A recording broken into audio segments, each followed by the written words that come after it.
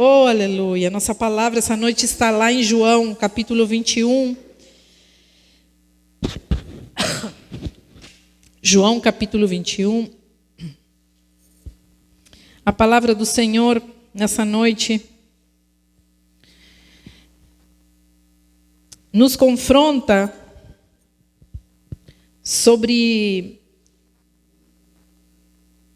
aquilo que também confrontou a vida de Pedro. Então diz assim a palavra do Senhor, João 21. Depois disso, Jesus apareceu novamente aos seus discípulos. Jesus, nessa ocasião, já tinha morrido na cruz e tinha sido sepultado e tinha ressuscitado de entre os mortos. E ele estava aparecendo aos seus discípulos aos poucos. Então a palavra diz, depois disso, Jesus apareceu novamente aos seus discípulos à margem do mar de Tiberíades. E foi assim, estavam juntos Simão Pedro, Tomé chamado Dídimo, Natanael de Canaã de Galileia, os filhos de Zebedeu e 2 outros discípulos. Vou pescar, disse-lhes Simão Pedro. E eles disseram, nós vamos com você. Eles foram e entraram no barco, mas naquela noite não pegaram nada. Ao amanhecer, Jesus estava na praia, mas os discípulos não o reconheceram. Ele lhes perguntou, filhos, vocês têm algo para comer? E eles responderam que não. Ele disse, lancem a rede do lado direito do barco e vocês encontrarão. Eles a lançaram e não conseguiam recolher a rede, tal era a quantidade de peixes. O discípulo a quem Jesus amava disse a Pedro, é o Senhor. Simão Pedro, ouvindo dizer isso, vestiu-se a capa, pois havia tirado e lançou-se ao mar. Os outros discípulos vieram no barco, arrastando a rede cheia de peixes, pois estavam apenas a cerca de 90 metros da praia. Quando desembarcaram, viram ali uma fogueira, peixes sobre as brasas e um pouco de pão. E disse-lhes Jesus, tragam alguns dos peixes que acabaram de pescar. Simão Pedro entrou no barco e arrastou a rede para a praia. Ela estava cheia, tinha 153 grandes peixes. Embora houvesse tantos peixes, a rede não se rompeu. E Jesus lhes disse, venham comer. Nenhum dos discípulos tinha coragem de lhe perguntar, quem és tu? Sabiam que era o Senhor. Jesus aproximou-se, tomou o pão e deu a eles, fazendo o mesmo com o peixe. Esta foi a 3ª vez que Jesus apareceu aos seus discípulos depois que ressuscitou dos mortos. E depois de comerem, Jesus perguntou a Simão Pedro, Simão, filho de João, você me ama mais do que estes? E disse ele, sim, Senhor, tu sabes que te amo. E disse Jesus, cuide dos meus cordeiros. Novamente Jesus disse, Simão, filho de João, você me ama? E ele respondeu, sim, Senhor, tu sabes que te amo. E disse Jesus, pastorei as minhas ovelhas. Pela 3ª vez ele disse, Simão, filho de João, você me ama? Pedro ficou magoado, porque Jesus tinha lhe perguntado pela 3ª vez, você me ama? E ele disse, Senhor, tu sabes todas as coisas e sabes que te amo. Então Jesus lhe disse, cuide das minhas ovelhas. Amém? Até aí a palavra do Senhor.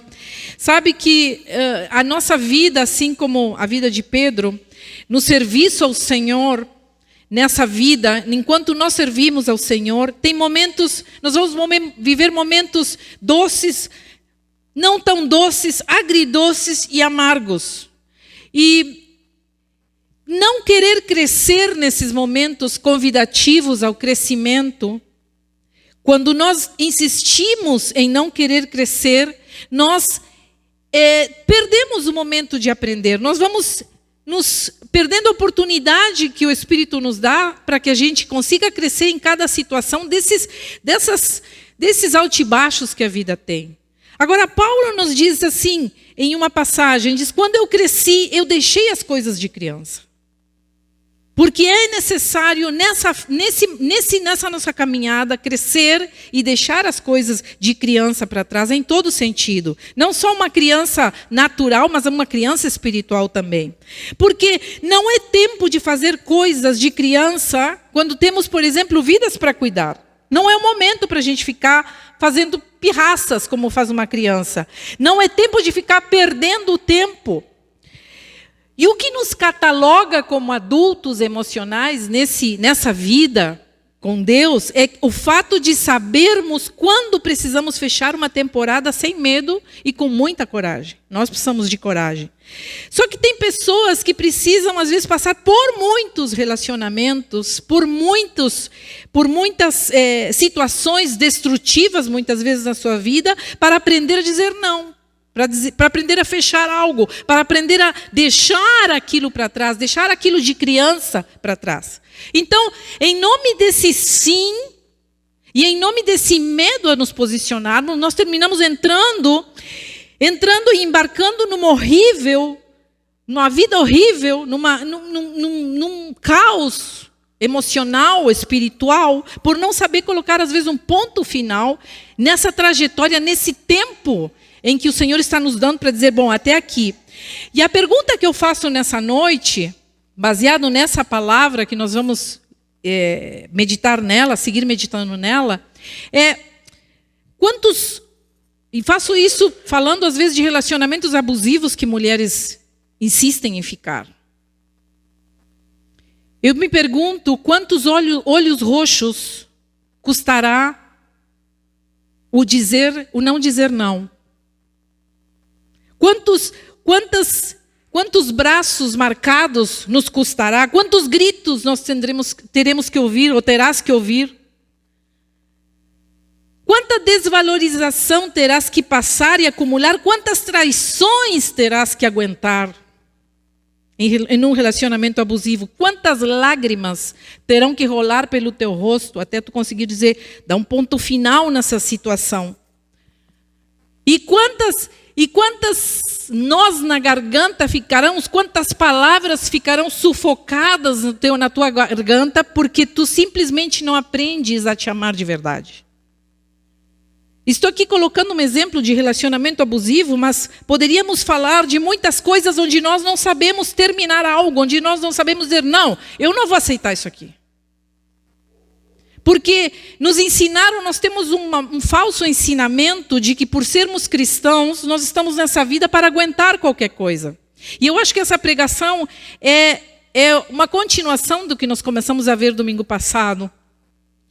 Porque o Senhor trouxe isso ao meu coração, não era essa palavra que eu ia trazer hoje. Na verdade, eu estava trabalhando em outra coisa nessa semana, quando o Espírito me disse, não, é isso. Então, eu fiquei pensando, digo, Senhor, tu sabes quem estará no domingo. Eu não sei, mas tu sabes. Talvez essa palavra não é para ti. Tu está tudo bem na tua vida, tu não estás passando por uma situação difícil. Glória a Deus por isso. Mas eu quero te dizer que se tu estás com problemas sérios na tua vida, onde tu não consegues dar um nó final, um ponto final, uma postura final, que vai dar aquela virada, que vai determinar os próximos anos para ti, esta é a palavra para ti. Então, nós olhamos para a vida de Pedro e nós vemos que Deus o chama para deixar de ser pescador. Quando Deus chama os discípulos, eles estavam justamente pescando na praia, quando Jesus vai passando lá no início dos evangelhos. Então, Jesus diz que vai passando e chamando os discípulos, entre eles estava Pedro. Então, Jesus lhes dá uma palavra muito clara, principalmente para Pedro. Diz assim, olha, vocês são pescadores, mas agora vocês vão passar a ser pescadores de homens. Vocês vão ter outra coisa. Eu estou chamando vocês a fazerem outra coisa da vida de vocês. E Pedro entrou nessa, ele aceitou aquele chamado, ele entendeu que ele precisava ser outra coisa, ele precisava seguir aquele homem para ver a sua vida transformada, porque ele tinha entendido que a vida dele podia ser muito mais do que somente ficar na frente do mar ou dentro de um barco, pescando peixes e vendendo no mercado para garantir o seu sustento. Então, nós olhamos a vida de Pedro e nos parece que a vida dele foi sempre um mar de rosa, mas não, Pedro foi esse homem que teve altos e baixos na sua vida. E Pedro ainda foi, nesse momento, ele estava vivendo uma das piores fases da sua vida. Naquele momento em que nós terminamos de ler essa passagem, quando Jesus volta ali à praia, quando Pedro diz, eu vou pescar, e Jesus aparece na praia. Ele estava na pior das suas fases, porque lembrem que Pedro tinha negado 3 vezes Jesus, quando Jesus estava sendo preso e açoitado. E ele tinha se sentido, acho que o pior homem, porque ele disse, ele disse anteriormente, ele tinha afirmado a Jesus: eu jamais te negarei, Senhor. Poderão esses te negar, mas eu nunca. E justamente aconteceu o que ele temia. Ou seja, justamente aconteceu o contrário do que ele tinha falado. Ele negou 3 vezes a Jesus. Então, eu acredito que lá no seu interior, quando ele volta a pescar, ele diz assim: gente, pelo amor de Deus, eu acho que ele dentro dele se debateu como qualquer um de nós se debateria diante daquela situação. Ele dizia: cara, eu não presto para nada. Minha vida é uma droga. Olha só o que eu fiz. Eu deixei o mestre na pior situação, no pior momento. Eu não soube ficar do lado do cara que me deu toda essa vida nova que eu tenho agora. Então ele certamente chorou amargamente. Eu acredito que ele chorou, que ele se culpou. Que, como muitos de nós em situações difíceis, a gente chora, se culpa, tenta voltar para trás, tenta dizer: como eu faria tudo de novo, como seria diferente se Deus me desse uma segunda oportunidade. Mas no seu interior, eu acho que a fita que mais tocava nesse momento, na vida de Pedro, era: não estou à altura de tudo isso. Eu não sou tudo isso aí que eu pensei que eu era. Jamais te negarei. Lá embaixo. Eu não estou à altura disso. Eu não presto para isso. Eu deveria de ter feito outra coisa, não consegui fazer. Porque ele tinha voltado para tudo que tinha deixado. Ele tinha voltado à vida antiga, ele tinha voltado a ser um simples pescador de peixes. Quando tinha um baita chamado de Deus a ser um homem de Deus que trairia as boas novas e construiria sobre, como Jesus disse depois para ele, sobre esta pedra construirei a igreja. E depois vemos a trajetória de Pedro depois disso. Então, nós vemos um homem completamente fracassado. Quando nós olhamos para isso, eu fico pensando que quando Jesus, nessa passagem, diz: Pedro, tu me amas, porque eles não conseguiam saber se era Jesus, eles pensavam porque Jesus não estava claramente aos olhos deles, né? Eles dizem que ainda estavam, eles não conseguiam ver com seus olhos se realmente era Jesus. Então eles também não se animavam a perguntar: mestre, és tu? Mas no fundo eles sabiam que era Jesus. E Jesus, ironicamente, eu acho que fez uma ironia, que o evangelista, eu acho que ele não conseguiu escrever o que Jesus, não conseguiu captar, mas hoje eu estava lendo essa passagem e digo: Jesus foi irônico, porque ele manda eles jogarem as redes para o outro lado, para pegar os peixes, mas quando eles descem com aquela rede com 153 peixes grandes, Jesus já tinha o peixe prontinho, assadinho, com pão, com tudo para eles. É uma ironia o que Jesus faz. É tipo: cara, o que vocês estão fazendo? Vocês voltaram a fazer algo que está aqui, que vocês tinham comigo, que vocês poderiam ter isso fácil. Isso aqui é barbada, perto daquilo que eu chamei vocês a fazerem. Jesus faz algo irônico, porque diz: vão lá, peguem os peixes, Jesus manda, mas ao mesmo tempo espera eles com tudo prontinho. E eu penso que muitas vezes Jesus às vezes olha para nós assim e diz: que tu está fazendo, criatura? Eu acho que, em outras palavras, quando Jesus diz assim para ele: Pedro, tu me amas. Porque Jesus tenta afirmar isso em amor a Pedro. Ele tenta dizer: Pedro, o que tu está fazendo? O que estás fazendo com a tua vida, Pedro? O que tu estás fazendo com o chamado? O que tu estás fazendo com aquilo que eu disse para ti que tu deverias fazer? O que tu estás fazendo com toda a instrução que eu te dei durante esses 3 anos que andasse junto comigo? O que tu estás fazendo diante de todas as frases tão eloquentes e tão firmes que tu falavas enquanto eu estava ali? Eu acho que Jesus faz essa pergunta: Pedro, o que estás fazendo? Quando ele diz: Pedro, me amas realmente? Porque, gente, naquele momento Pedro não era nem de perto aquele Pedro que andava com Jesus. Aquele Pedro que tinha dito: Senhor, a quem iremos? Só tu tens palavras de vida eterna. Não era aquele mesmo Pedro que era impetuoso, que disse: tu és o filho do Deus vivo, teve aquela baita revelação diante do questionamento das outras pessoas. Não era nem de perto, era um Pedro tímido, era um Pedro temeroso, era um Pedro fragilizado, era um Pedro culpado, era um Pedro completamente quebrado, com medo, apavorado. Ele tinha perdido aquele ímpeto. E eu penso que todos nós, em algum momento, nos sentimos assim como Pedro, em alguma fase da nossa vida. A gente sente que perdeu tudo. Nós sentimos a pior pessoa do mundo. A gente sente que tudo que nós tínhamos construído desmorona. E é certo de que também todos nós temos um chamado, assim como Pedro. Todos nós temos um chamado. Eu tenho um chamado a estar aqui na frente dessa igreja como pastora, pregando a palavra, mas cada um de vocês que está sentado nesse lugar tem um chamado, tem um propósito de vida. Ninguém foge dessa condição. Todos nós temos um chamado, assim como Pedro. Pedro tinha andado sobre as águas, Pedro tinha visto coisas maravilhas do Senhor, e isso tinha feito ele dizer, sim, Senhor, eu vou te seguir. Agora, que esse chamado se desenvolva na nossa vida como ele deve ser desenvolvido, preste atenção nisso, porque isso é muito importante a gente ficar claro nessa noite, que esse chamado se desenvolva na tua vida, dependerá exclusivamente da tua criança interior. Dependerá exclusivamente do quanto tu tenhas amadurecido emocionalmente e tenhas deixado para trás as coisas de criança. Porque dentro de nós tem uma criança. Todos nós temos uma criança. Quando eu penso que eu tenho hoje 54 anos, eu penso assim, mas eu me sinto que pareço aquela adolescente de 11, quando me batem as inseguranças, eu me sinto aquela adolescente de 11, sabe? Com aquela... Porque lá dentro tem uma criança. E todos nós nos sentimos assim em momentos de dificuldade. A gente se sente aquela criancinha de novo que precisa de colo.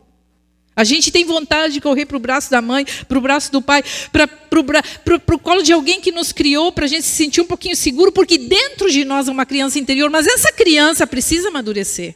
Quando nós insistimos em ficar com ela, mimando ela e tratando ela como se ela ainda fosse algo precioso dentro de nós, é precioso, mas nós precisamos crescer, nós precisamos acordar, porque a nossa imaturidade não nos permite trilhar o caminho de sabedoria. A gente vai ficando meio idiotizado com algumas coisas. Nós vamos nos bitolando com algumas coisas, porque estamos... E a prova disso é que estamos sempre nessa gangorra emocional, nesse vai e vem, nesse sim, não, vou agora, mas não vou. Eu agora decido uma coisa, mas daqui a pouco eu já não quero mais isso, e eu vou para lá, eu vou para cá, e eu não sei para onde eu tenho que ir. Isso fala de uma imaturidade no trabalho do Senhor e em todos os aspectos da nossa vida. Então, o chamado que Deus nos dá, ele não muda. Ele é aquilo que Deus te chamou para fazer, isso não muda. Podem mudar as temporadas, mas o chamado não muda, uma vez que dizemos sim ao Senhor. Pedro tinha passado por uma amarga temporada, estava naquele momento vivendo essa amarga temporada. Para nós que estamos aqui nessa noite, de repente essas temporadas podem vir num sonho frustrado.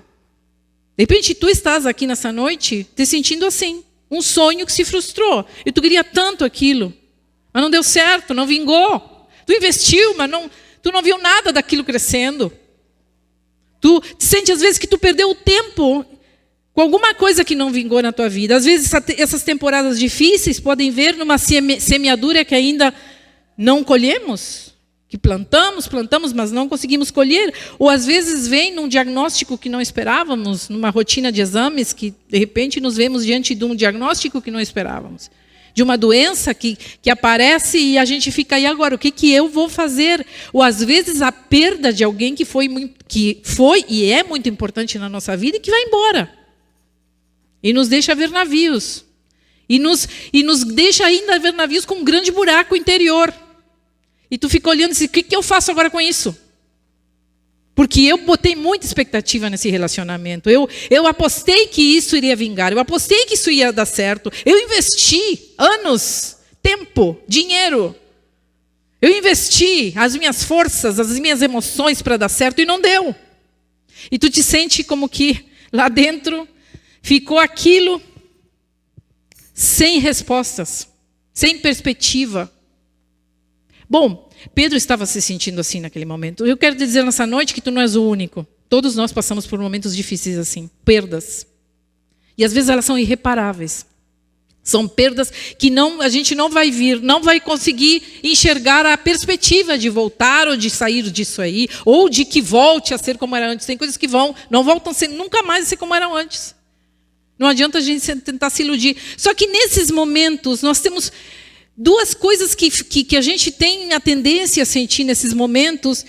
É, primeiro, a vontade de desistir de tudo. Todos nós dizemos assim, cara, vou me embora, eu quero sumir. Já não passou isso pela tua cabeça? Momentos difíceis, eu quero sumir. E tem gente que some mesmo. Dá fim na sua vida.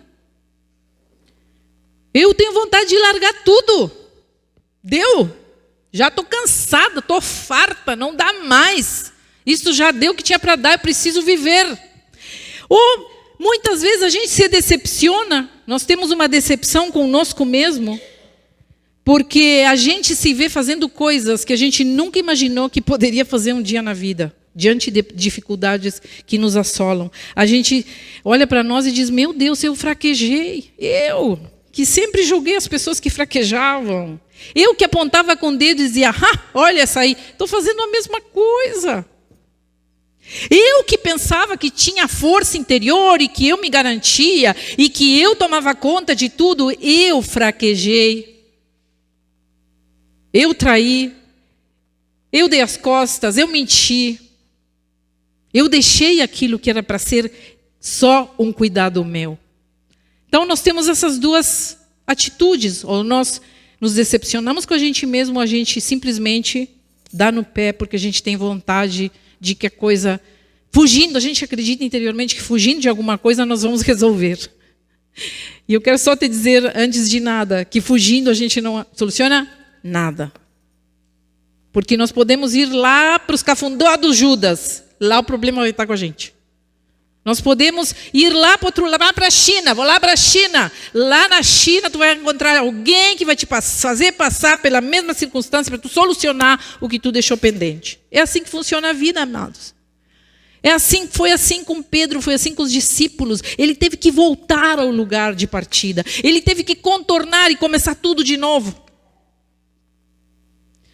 Amados, o problema dessas crises é que muitas vezes nós nos encontramos enfrentando elas na temerosa crise da meia-idade. Isso sim é brabo.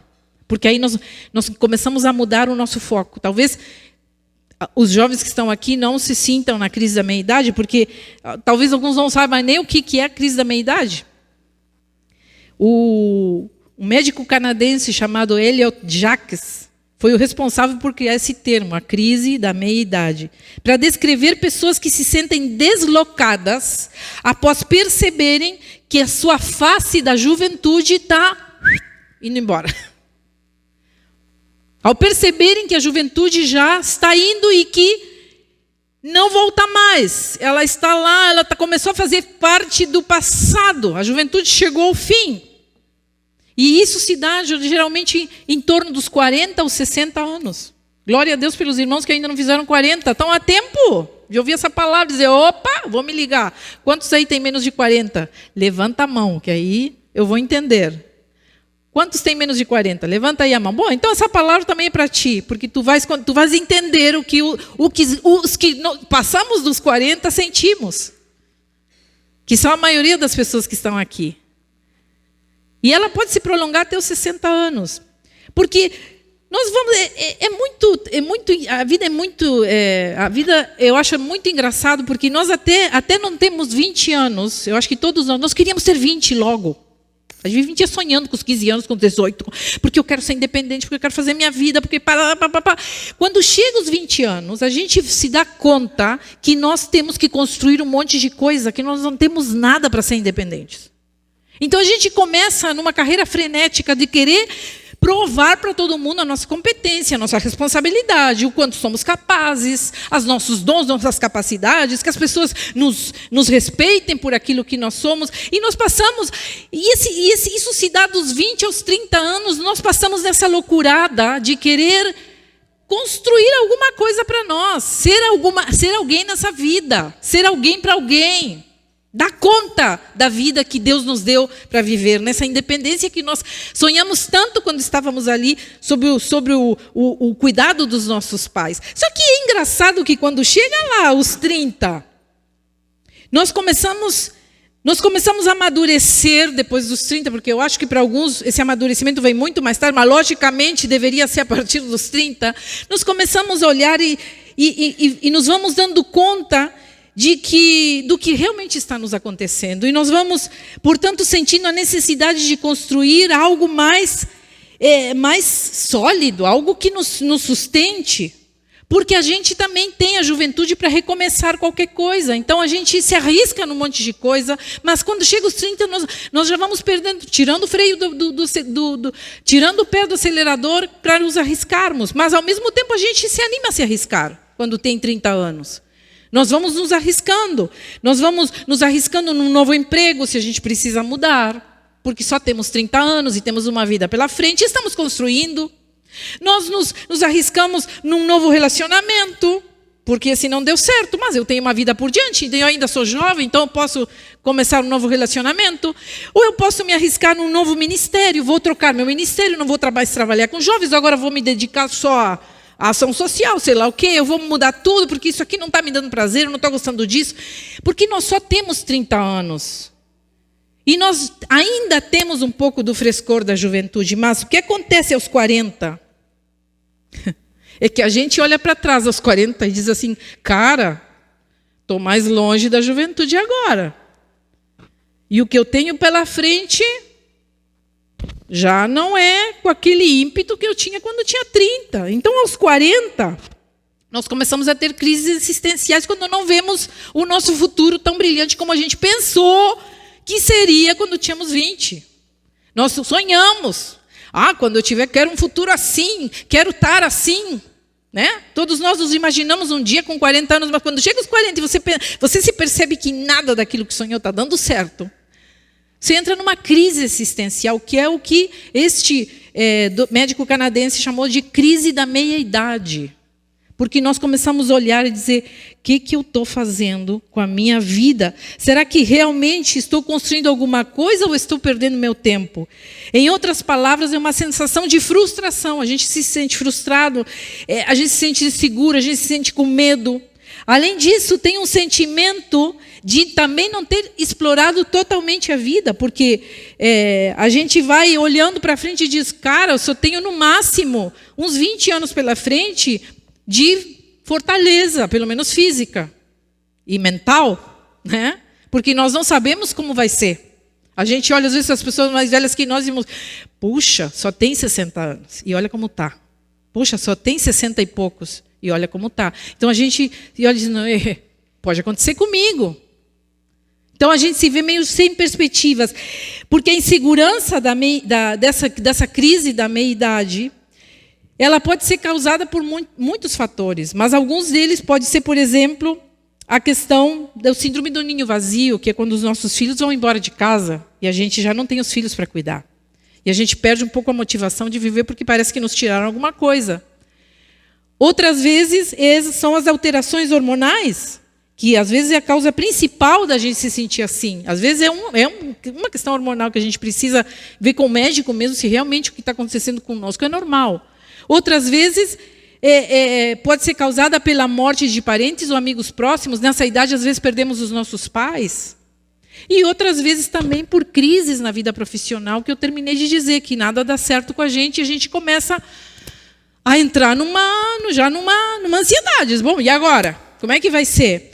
O problema é que nós começamos a pipocar, e esse pipocar de lá para cá, e pipoca lá, e corre para lá, e arrisca outra coisa, e sai dali, e arrisca outra coisa, e agora eu vou fazer isso, e agora eu vou fazer aquilo. Não, mas isso não dá certo, eu vou para cá, eu vou para lá. Esse atirar para todo lado, queridos, é como se a gente pegasse os nossos tijolos, nossos tijolinhos de construir a nossa vida, e vamos colocando em vários lugares. O que acontece? Não construímos nada, porque os tijolos estão tudo espalhados.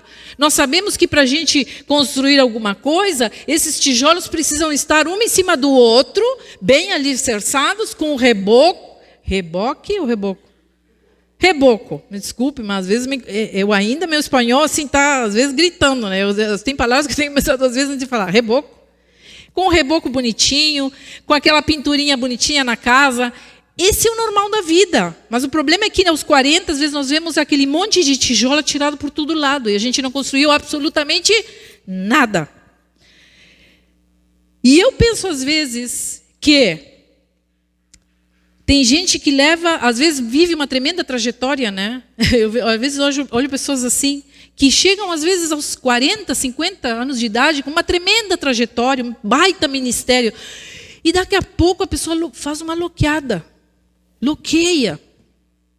A pessoa sai do caminho. Quantas vezes eu conheço um pastor que tinha uma baita trajetória. E de repente, um homem família, um homem que cuidava da mulher, cuidava dos filhos, se honrava de ter aquela família tão estruturada, seus filhos bonitos, servindo a Deus na casa do Senhor e não sei o que mais. Daqui a pouco esse homem larga a mulher e vai-se embora com outra. Do nada, larga filho, tudo. Ninguém mais sabe onde esse homem está. Só some. Sabe aquilo que eu falei, vontade de sumir? Eu acho que ele teve essa vontade. Tem vontade de sumir, vou sumir. Vum, sumiu. Se foi. Por alguns anos nem a família sabia onde esse homem estava. Um homem que era um referencial de Deus para muitas vidas dentro daquela congregação. Gente, essa história que eu estou contando passou muitas vezes, com muitas pessoas que eu conheço. O que leva uma pessoa a chegar aos 50, 45, 50, se não é essa crise da meia-idade que nos pega de um jeito horrível?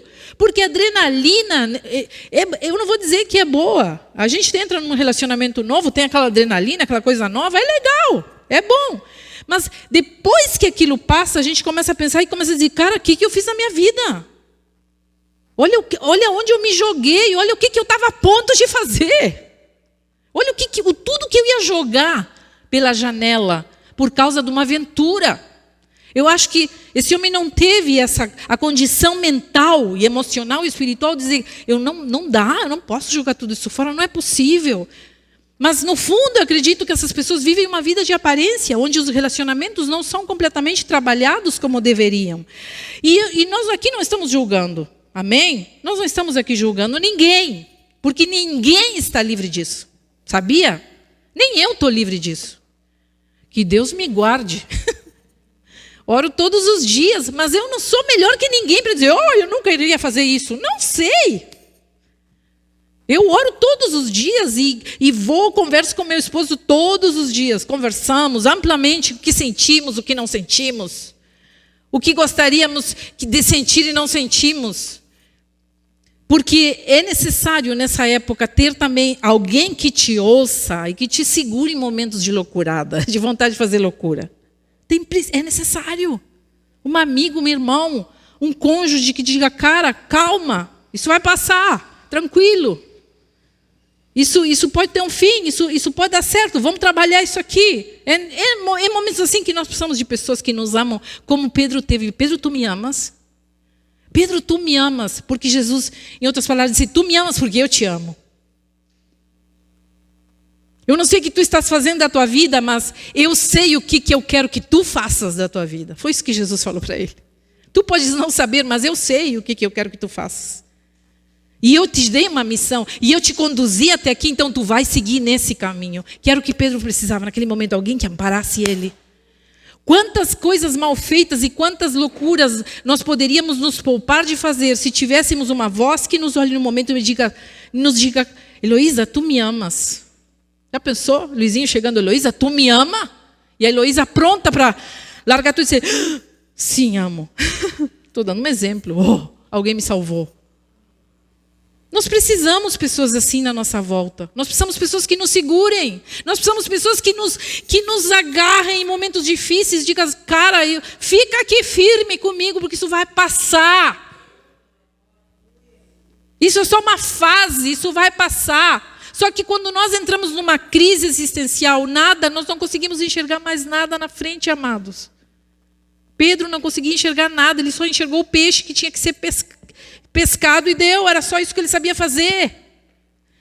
Então nós precisamos ter esse cuidado, porque a questão é que enquanto nós somos jovens, nós podemos arriscar algumas coisas, nós temos ainda o poder da escolha.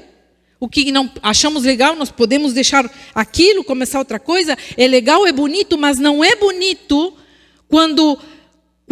e não é bonito nem legal quando isso começa a tomar o resto das nossas vidas.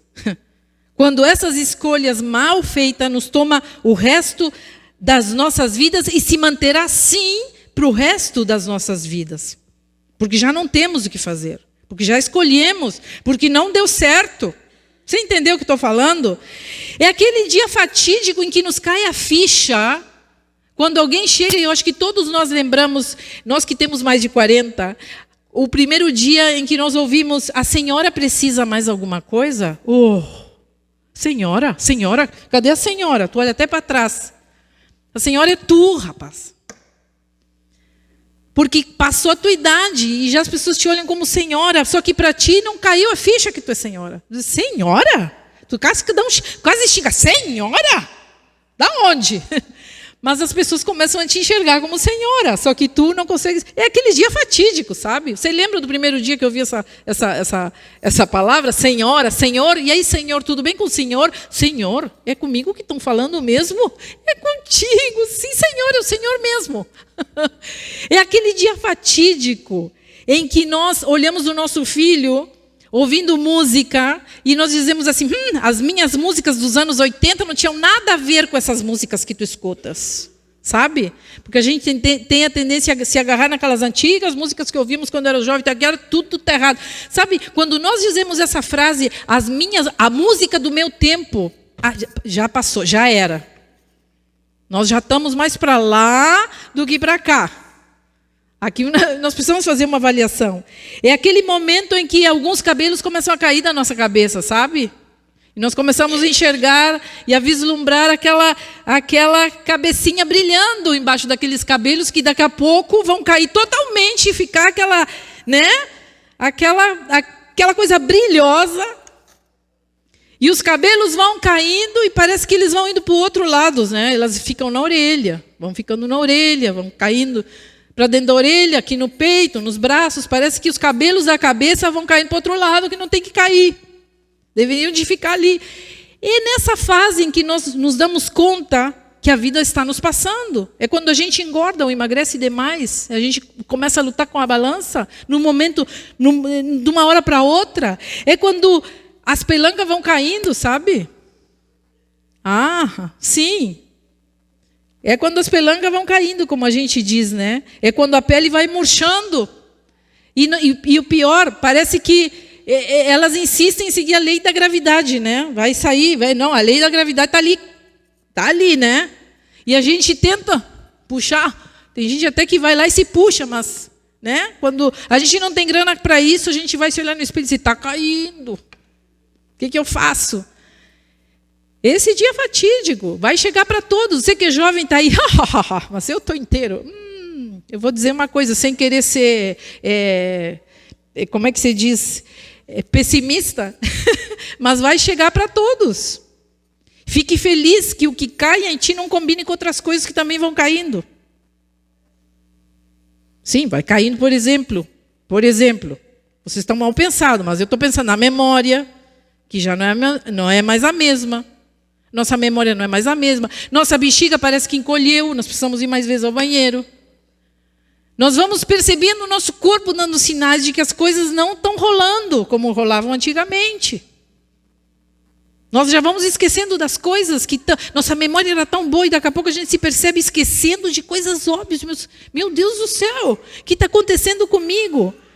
É o sono que está curto e a gente não consegue dormir uma noite inteira com aquele sono que tínhamos quando era jovem, né? Então, a vida vai se apresentando de várias maneiras, ela é cruel nesse sentido. Agora, a pergunta que nós precisamos fazer nesse momento, quando nós vemos esses sinais, é se o nosso chamado, se o nosso propósito também está murchando junto com a nossa pele. Se o propósito de Deus para a nossa vida se mantém firme, porque Ele sim precisa se manter firme. Pode cair a pelanca, pode a pele murchar, podemos ficar enrugados, pode o cabelo cair e a gente ficar careca, mas uma coisa eu vou te dizer, o chamado precisa estar jovem, intacto. Ele precisa estar maduro, mas ele precisa estar firme no propósito. Nós precisamos entender isso. Será que podemos chegar nesse tempo de 50 anos dizendo, é para isso que eu nasci? É para esse propósito. Eu não me enxergo fazendo outra coisa da minha vida que não seja isso que eu estou fazendo agora. Porque eu tenho convicção daquilo que eu estou fazendo. Tu ainda estás naquela, será que realmente Será que realmente eu estou para isso? Será que realmente eu sou para isso? Com 50 anos, 45, você já tem que saber para que foi chamado. Qual é o propósito da sua vida? Porque não volta atrás, amados. Nós não vamos conseguir voltar atrás do tempo. O tempo vai. Só que o jeito que Jesus achou, a maneira em que Jesus achou, para desativar essa culpa que Pedro estava sentindo. Porque Pedro também já não era aquele jovenzinho. Ele já era um homem já que tinha a sua idade. Ele não podia perder mais tempo. O que Jesus tentou fazer foi dar-lhe uma tarefa no momento em que ele traz aquela cura sobre aquela culpa. Ele diz, apacenta as minhas ovelhas. Ele dá uma tarefa no meio de uma crise. Presta atenção no que Jesus fez.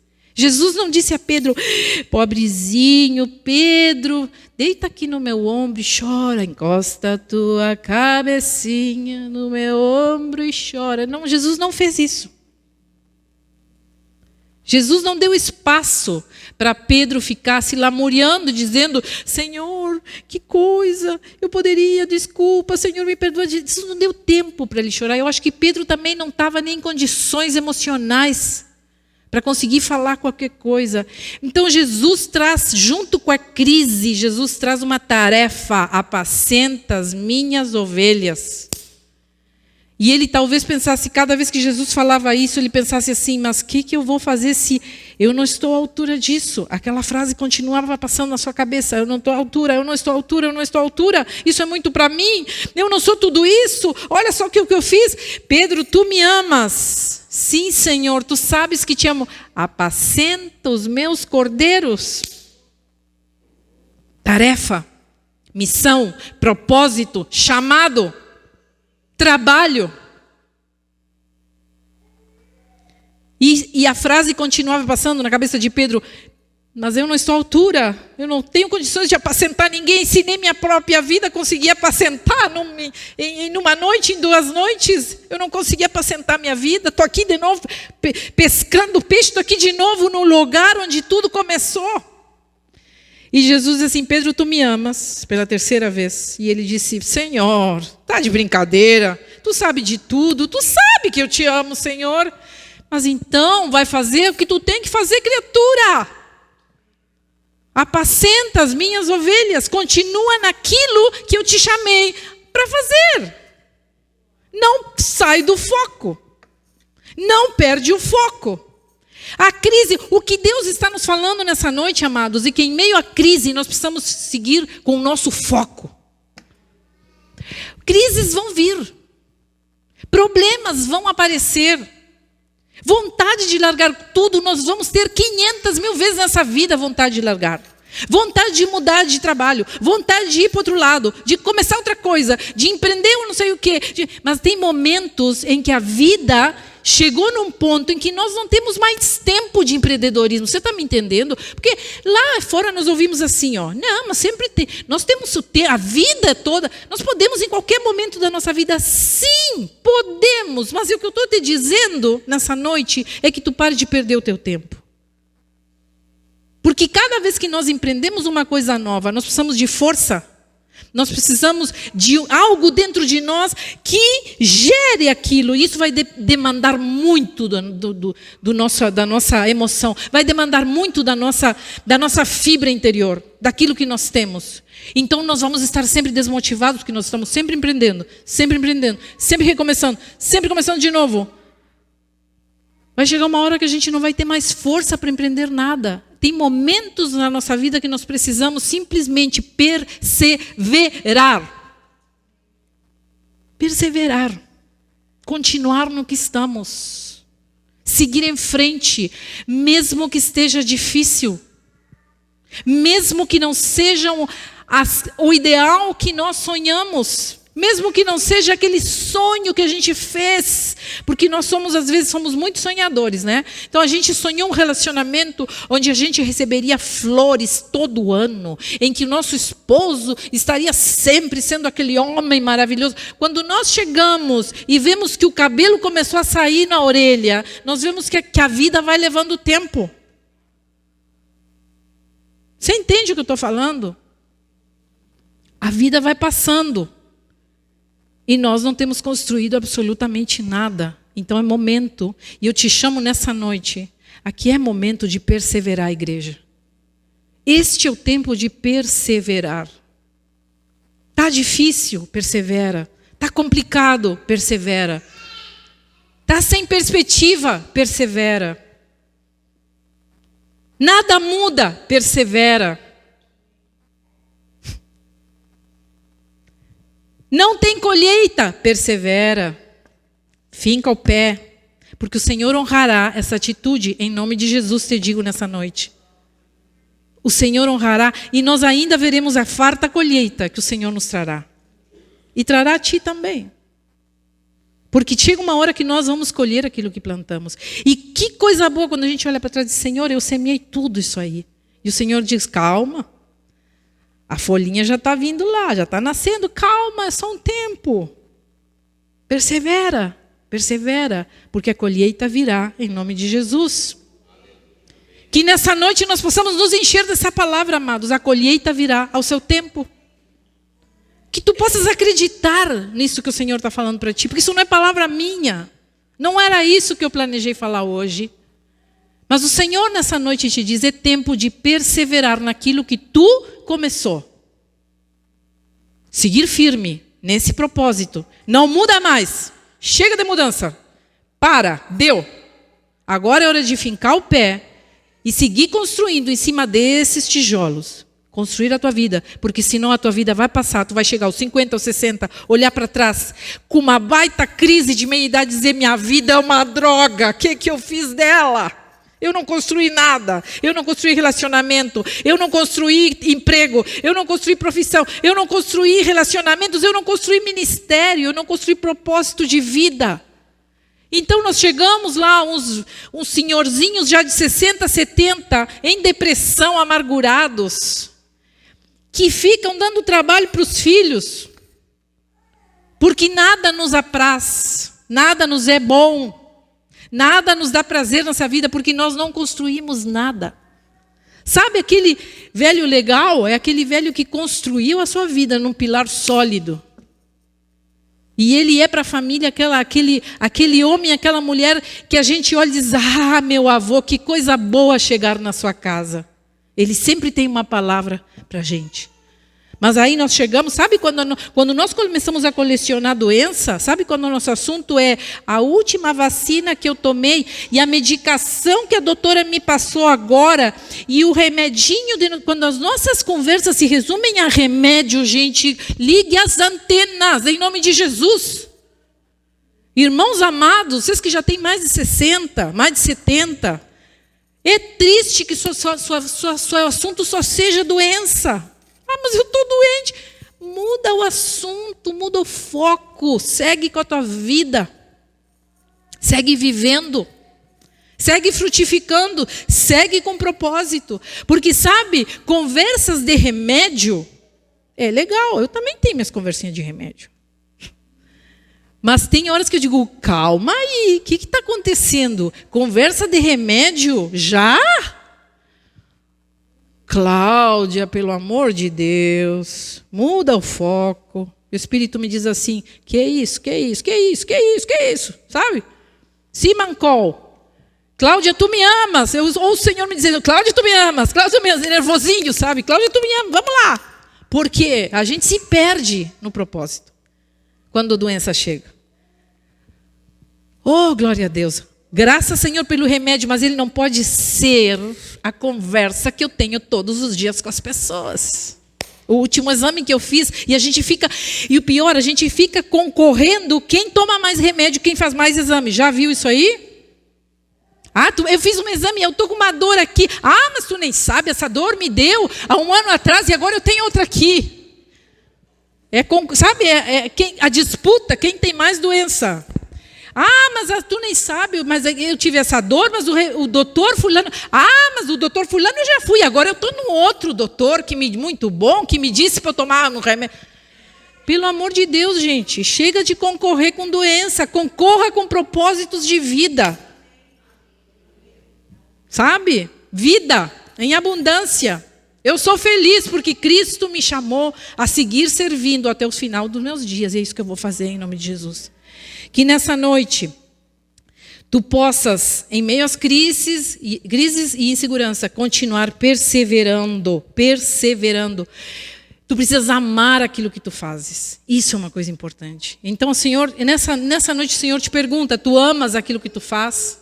Porque tu precisas amar aquilo que tu faz. Mesmo que seja a coisa mais simples dessa vida, tu precisas amar aquele trabalho. Tu precisas amar aquela função que estás desempenhando. Tu precisas amar aquele ministério que fosse chamado. Amar com paixão. Ter ele sempre renovado dentro de ti. Se o Senhor me chamou a pregar, eu vou dar a minha melhor pregação nessa noite. E eu jamais vou subir nesse púlpito dizendo, meu Deus, como a vida é difícil, Senhor. Senhor, me ajuda a eu ter alguma palavra todas as vezes que tu me chames a pregar. E uma palavra que seja inspiradora, motivacional, que seja uma palavra onde as pessoas digam, Senhor, era isso que eu precisava ouvir para continuar a minha vida. Nós precisamos ter paixão. E eu falo, amados, como uma pessoa que por muito tempo não teve paixão pelo que fazia. Eu estou falando de carteirinha, porque passei crises terríveis. Onde eu também tive vontade de largar tudo, onde eu também tive vontade de dizer, não estou à altura disso aqui, isso não é para mim, não foi isso que Deus me chamou, não é possível que Deus tenha me chamado a fazer isso. Mas cada vez que eu dizia isso, o Espírito vinha com alguém me chamando aos trilhos, dizendo, Cláudia, persevera, porque é isso que eu te chamei para fazer. Eu agradeço a Deus por cada pessoa que Ele me enviou em todo o tempo em que eu tentei me embora. Graças, Senhor, por essas pessoas. Que nessa noite o Espírito Santo possa trazer ao teu coração esse frescor da paixão de servir a Deus com os teus dons. Porque eu sei que tem pessoas que têm largado tudo aqui. E eu sei também que tem pessoas que estão pensando em largar. Tem gente que já largou, tem gente que está pensando já. Isso não é para mim. Eu não vou fazer mais. Essa palavra para ti nessa noite, o que o Senhor te diz é persevera. Não é momento de largar. É tempo de seguir adiante, porque tem muita mais coisa aí na frente. É tempo de continuar. É tempo de seguir. É tempo de perseverar. Não faça nada para agradar ninguém. Deus não nos chamou a agradar as pessoas. Não faça, eu vou continuar aqui, porque o que vai dizer a pastora? Não faça por me agradar, porque está perdendo seu tempo. Não faça por agradar o pastor, está perdendo seu tempo. Faça porque você quer agradar ao Senhor Jesus que te chamou. Quando nós fazemos porque agradamos, queremos agradar a um Deus que nos chamou a servi-lo. Então as coisas começam a mudar, porque nós somos seres únicos. E Deus nos trata como seres únicos que somos. Que nessa noite nós possamos entesourar essa palavra. Eu convido a que a gente fique de pé.